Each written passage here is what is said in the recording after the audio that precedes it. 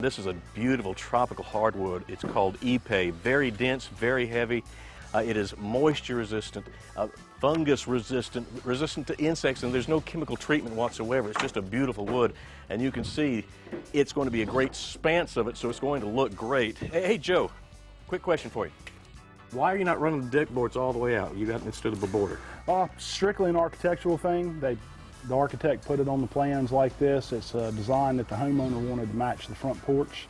So we decided to go with a border.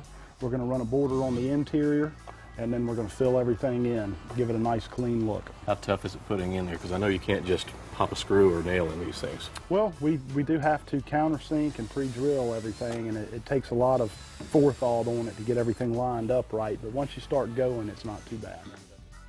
The countersinking in the trim boards is done with a Forstner bit to leave a clean hole that can be plugged later. The deck boards themselves are tongue and groove planks, but they also have to be pre-drilled on the tongue side before each is secured with long stainless steel screws.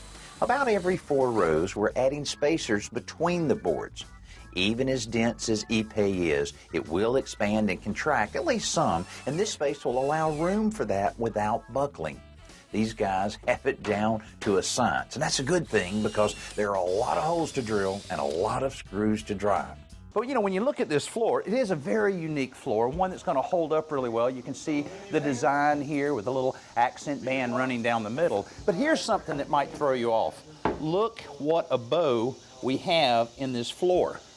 Well, actually, that was intentional and really a good idea because we started realizing how we needed to create a little bit of crown in this floor so that when the rain blew in, it would get off the floor as quick as possible. That'll keep the floor from deteriorating as quickly, keep it from being a slip hazard, and just overall keep the porch looking better for a lot longer.